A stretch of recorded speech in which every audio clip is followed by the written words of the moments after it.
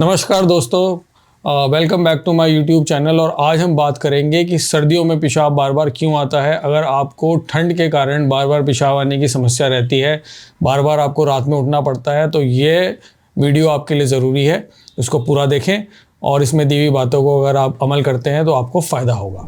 पहले हम बात करेंगे कि सर्दियों में पेशाब ज़्यादा क्यों आता है। तो इसका एक साइंटिफिक रीज़न होता है और इसको हम कहते हैं कोल्ड डायूरेसिस। कोल्ड डायूरेसिस मतलब कि सर्दियों में हमारी ये जो नसें हैं इसमें वेसोकंस्ट्रिक्शन हो जाता है। वेसोकंस्ट्रिक्शन होने के कारण ये एक रिस्पॉन्स है बॉडी का, जिससे कि वो शरीर को गर्म रखती है। वेसोकंस्ट्रिक्शन होने के कारण से मतलब कि नसों में दबाव होने के कारण से हार्ट की पंपिंग बढ़ जाती है, और हार्ट की पंपिंग बढ़ने के कारण से यही ब्लड जो है वो किडनीज़ में ज़्यादा परफ्यूज़ होता है, और जो हमारी किडनीज़ हैं, हमारे गुर्दे हैं, वो यूरिन को ज़्यादा बनाते हैं, जिसको कि डायूरेसिस कहते हैं। ज़्यादा यूरिन बनना मतलब डायूरेसिस, और ठंड के कारण यूरिन ज़्यादा बनना इसको कहते हैं कोल्ड डायूरेसिस। तो ये एक नॉर्मल फिनोमेना है जिसकी वजह से हमें यूरिन की समस्या जो है वो सर्दियों में बढ़ जाती है। हम आगे बात करेंगे कि कब कब ये समस्या जो है ख़तरनाक हो सकती है, कब आपको दिखाना है और कैसे इससे हम बचाव करें।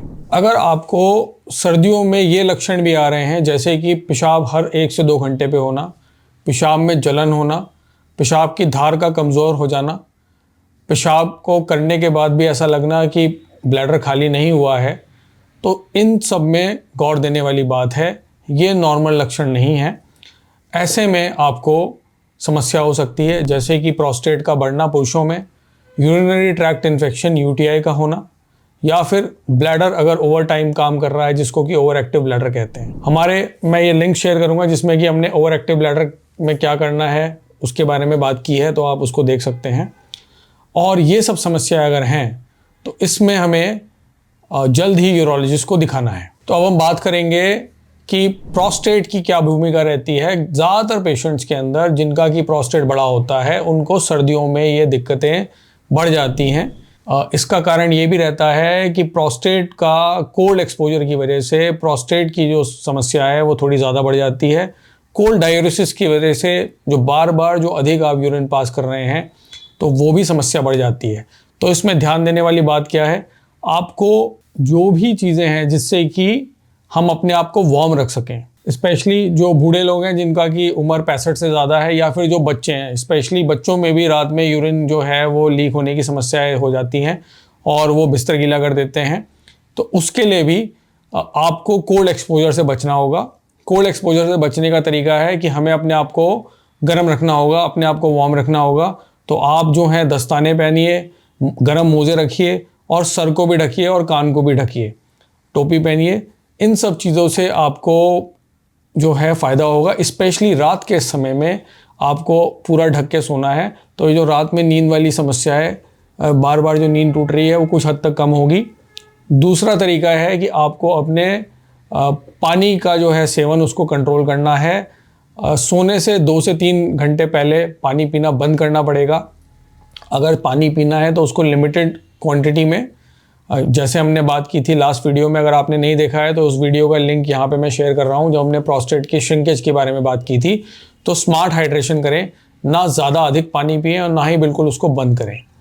तीसरा है कि आपको डबल वॉइडिंग करके ब्लैडर को पूरा खाली करना है, ताकि ऐसा ना रहे कि ब्लैडर के अंदर अगर थोड़ा सा यूरिन है तो उसमें जल्दबाजी मत करिए, उसको पूरा एम्प्टी करिए और उसके बाद जो है आपको इससे फ़ायदा होगा।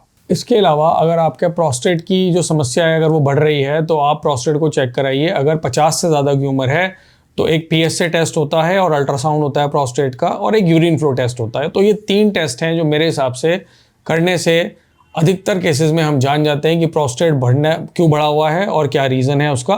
तो यूरोलॉजिस्ट को दिखाएं। ज़्यादा अधिक चाय का सेवन, कॉफ़ी का सेवन और अल्कोहल का सेवन कम करना होगा। इसके अलावा अगर आप स्मोकिंग कर रहे हैं तो ओवर एक्टिव ब्लैडर में स्मोकिंग देखा जाता है कि ब्लैडर को डायरेक्टली इरिटेट करता है, और हर तरह का जो कैंसर है हमारे किडनीज़ में, ब्लैडर में और प्रोस्टेट में, उन सब में स्मोकिंग सहायक होता है। तो स्मोकिंग को आपको जो है क्विट करना पड़ेगा। तो कब यूरोलॉजिस्ट को दिखाना ज़रूरी है, अगर आपको पेशाब रुक रुक के आ रहा है, पेशाब की धार कमज़ोर हो रही है, आप यूरिन कंट्रोल नहीं कर पा रहे हैं, बाथरूम जाने से पहले ही अगर आपका यूरिन लीक कर जा रहा है, रात में अगर आप 2 से अधिक बार उठ रहे हैं, तो ये जो है समस्याएं में आपको जल्द ही यूरोलॉजिस्ट को दिखाना है। तो अंत में मैं ये कहूँगा कि आज हमने जो बात की कि ठंड में पेशाब बार बार आना ये एक लेवल तक नॉर्मल है, जिसको कि कोल्ड डायूरेसिस कहते हैं। लेकिन अगर आपको सिम्टम्स, जैसे कि हमने इसमें बताया कि जैसे अगर आपको सिम्टम्स हैं जिसमें कि यूरोलॉजिस्ट को दिखाना है, तो बेहतर है कि आप जल्द से जल्द, अगर ऐसे लक्षण हैं तो यूरोलॉजिस्ट को दिखाइए, क्योंकि अगर हम जल्दी दिखा देते हैं तो हमारी बीमारी बढ़ती नहीं है और हम उसको बिना किसी सर्जरी के भी ठीक कर सकते हैं। अगर हम ज़्यादा विलम्ब करते हैं, बहुत सारी चीज़ों में अपना समय ख़राब कर देते हैं, तो फिर समस्या बड़े रूप में आती है और हो सकता है फिर सर्जरी की ज़रूरत पड़े। नमस्कार, आपका दिन शुभ हो।